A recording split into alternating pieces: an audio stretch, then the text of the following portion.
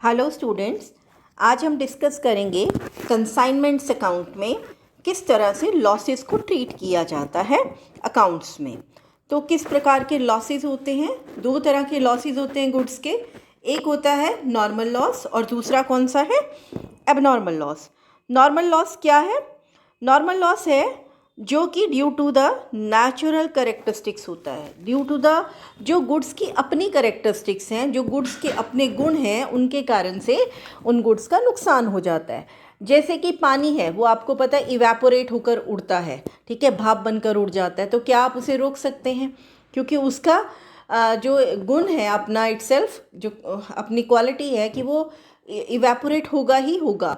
इसी तरह से ऑयल या घी है वो लीक करते हैं, ठीक है, या कुछ की जो है कुछ गुड्स ड्राई हो जाती हैं, उनका वेट कम हो जाता है ड्राई होकर, या इसी तरह से कोई हैंडलिंग से जो उनका वेट कम हो जाता है। तो इस तरह से जो उसकी अपनी नेचुरल कैरेक्टरिस्टिक्स हैं उसके कारण से जो लॉस होता है वो क्या कहलाता है? वो कहलाता है नॉर्मल लॉस, राइट। अब इस लॉस को कैसे ट्रीट किया जाता है?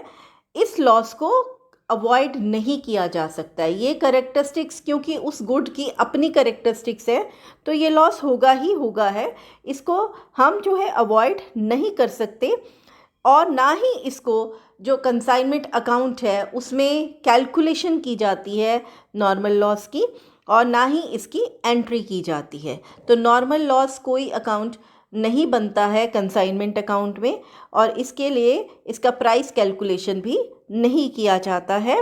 और इसके कारण से जो है पर यूनिट कॉस्ट जो है इंक्रीज़ कर जाती है। मान लीजिए पहले वही लागत जो थी 1 किलो की थी, मान लीजिए 1 किलो गुड्स की लागत 10 रुपीज़ थी। अब नॉर्मल लॉस के कारण वो 1 किलो गुड्स की कॉस्ट 11 रुपीज़ भी हो सकती है due to the normal loss, ठीक है। क्योंकि जो टोटल कॉस्ट बनती है वो अब जितने भी रिमेनिंग गुड्स रह जाती हैं नॉर्मल लॉस को माइनस करके, वो कॉस्ट उस सब की मानी जाएगी, ठीक है। तो ये है आपका नॉर्मल लॉस। अब एबनॉर्मल लॉस कैसे होता है और क्या होता है?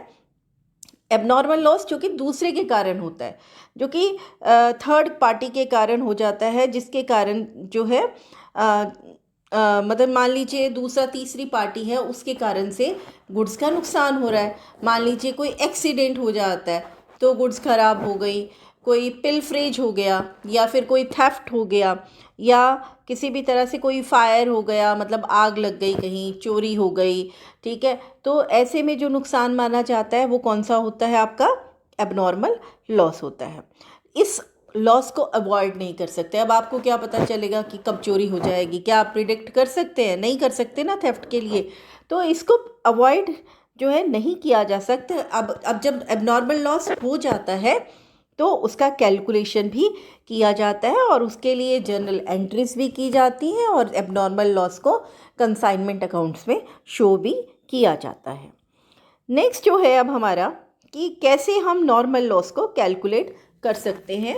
यहाँ मैंने एक एग्जाम्पल आपको दिया है नॉर्मल लॉस का कि कैसे हम इसको करेंगे, ठीक। किस तरह से करेंगे हम देख लीजिए। जैसे ये आपके पास एक एग्जाम्पल गिवन है यहाँ पर नॉर्मल लॉस का। उसमें क्या बताया है उस नॉर्मल लॉस में कि 100 kg oil send to consignee at the rate of ₹50। 100 kilo oil है, 50 रुपये का 1 किलो का भेजा है उसने, तो टोटल कॉस्ट कितनी बन गई? 5000। और उसने इसे भेजने के लिए जो खर्चे किए हैं वो है 1000। कंसाइनर कर रहा है 1000 का खर्चा। जो भी कंसाइनर डायरेक्ट एक्सपेंस करता है वो सब उसकी कॉस्ट का ही पार्ट माना जाता है। तो ये किया है 100 किलो को भेजने का खर्चा 1000, यानी कि टोटल खर्चा बना कंसाइनर को गुड्स को भेजने का 6000। 5000 100 जो केजी गुड्स भेजी है 50 रुपीज़ के अकॉर्डिंगली, तो कैलकुलेशन क्या बनी? 50 मल्टीप्लाई बाय 100, ये हुई 5000 रुपीज़ की गुड्स है जो भेजी हैं उसने, और इसके साथ ऐड हो जाएगा 1000 इसका कॉस्ट, तो टोटल कॉस्ट कितना हो गया? 6000 का। तो कॉस्ट ऑफ जो आपका 100 kg ऑयल है वो कितना है? 6000 है, ठीक है।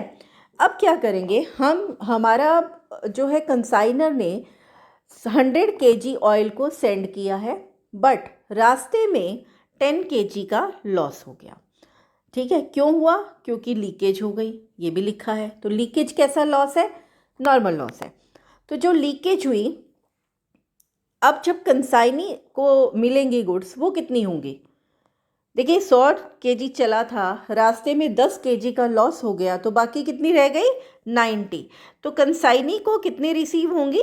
90 kg ऑयल। ठीक है, तो 90 kg ऑयल जो है, जब हम ये नॉर्मल लॉस 10 kg माइनस करेंगे, क्योंकि कंसाइनर को तो पूरा 6000 का खर्चा करना पड़ा, तो इसकी कॉस्ट को कैलकुलेट नहीं किया जाएगा। ठीक है, इसे हमने डैश कर दिया है, इसे कैलकुलेट नहीं करना, और हमने सीधा यूनिट्स में से, यानी जितनी गुड्स हैं वो माइनस कर दिया। 100 में से हमने माइनस किया 90, तो कितना, सॉरी 100 में से माइनस किया नॉर्मल लॉस का 10 kg, तो कितना रह गया? 90 kg। तो 90 kg ऑयल जो है उसकी कॉस्ट कितनी बनती है? 6000 रुपीज़। तो 1 kg ऑयल की कितनी बनी? तो आप चेक कर सकते हैं कि 1 kg ऑयल, पहले वही कॉस्ट 100 kg की थी, अब वही कॉस्ट 90 kg की है, तो ऑब्वियसली वो कॉस्ट बढ़ जाएगी। तो ये हो जाएगा 6000 divided by 90, that is 66 rupees 66 पैसा। This is per unit cost. तो इस प्रकार से हम नॉर्मल लॉस को कैलकुलेट करते हैं। Is it clear? Yes. Next जो आपका आता है वो है एबनॉर्मल लॉस। ये एबनॉर्मल लॉस क्या होता है, ये भी अब देखना है हमें। एबनॉर्मल लॉस क्या होता है? एबनॉर्मल लॉस आपको बताया, जो गुड्स की अपनी कारण नहीं हो रहा, वो दूसरे के कारण उस गुड्स का नुकसान हो रहा है। एक्सीडेंट हुआ, या फिर कोई आग लग गई, या चोरी हो गई, तो उसके कारण से एबनॉर्मल लॉस होता है। और इसको हमेशा, ये आपके पास इसके लिए कुछ रूल्स है कि इसको क्या करना है। It is always calculated on cost price. Abnormal loss का क्योंकि कैलकुलेशन भी होना है प्राइस में, और इसकी एंट्री भी होनी है। वहाँ क्या था, नॉर्मल लॉस का ना तो कैलकुलेशन हुआ ना ही एंट्री हुई, बस सीधा यूनिट्स में से माइनस कर दिया था नॉर्मल लॉस में। जैसे 100 kg गया, मान लो 5 kg का लॉस हो गया रास्ते में, तो बाकी कितनी रह गई? 95। तो हमने कोई अमाउंट का कैलकुलेशन नहीं करना, हमने सीधा उसको माइनस कर देना, यही समझना कि ये गुड्स भेजी नहीं। ठीक है, लेकिन एबनॉर्मल लॉस के केस में दोनों चीज़ों का कैलकुलेशन किया जाएगा। एबनॉर्मल लॉस का भी कैलकुलेशन किया जाएगा, और उसे कंसाइनमेंट अकाउंट में उसकी एंट्रीज भी की जाएंगी। तो जब कंसाइनर, क्योंकि ये लॉस कंसाइनर का है, क्योंकि गुड्स का नुकसान हुआ रास्ते में, ठीक है, तो ये लॉस भी सहन कौन करेगा? कंसाइनर करेगा। तो ऐसे केस में जितना भी एबनॉर्मल लॉस आएगा वो किस में ट्रांसफ़र कर दिया जाएगा? कंसाइनमेंट अकाउंट में। तो एंट्री क्या की जाएगी? Abnormal loss account debit to consignment account. Consignment के हम दिखा देंगे बाय साइड में, बाय एबनॉर्मल लॉस, ये करके ये हमने किस में दिखा दिया? अपने कंसाइनमेंट अकाउंट में। ठीक है, ये कौन दिखा रहा है? कंसाइनर दिखा रहा है। अब ये देख लीजिए, आपको मैंने पहले भी बताया था कि कंसाइनर इंश्योरेंस का खर्चा पे करता है। यदि वो चाहता है कि उसका सामान सेफली कंसाइनी तक पहुंच जाए, तो वो क्या करवा देगा? अपनी गुड्स का इंश्योरेंस करवा देगा। और जब इंश्योरेंस करवा देगा, तो यदि अगर कोई लॉस होता है गुड्स का, तो इंश्योरेंस कंपनी हो सकता है ना पेमेंट करे, वो चेक करेगी कितना लॉस हुआ, और उसके बाद उसकी भरपाई करेगी। तो ऐसे में अगर इंश्योरेंस करवाया हुआ है और वो अबनॉर्मल लॉस की भरपाई कर रही है, तो कंसाइनर एंट्री करेगा insurance company account debit to abnormal loss, right. तो इस तरह से ये दो एंट्रीज की जाएंगी, लेकिन सबसे ज़्यादा ज़रूरी है, अब ये देखिए, पहले मैं इसका अकाउंट बता देती हूँ, फिर बताऊँगी इसकी कैलकुलेशन कैसे करनी है।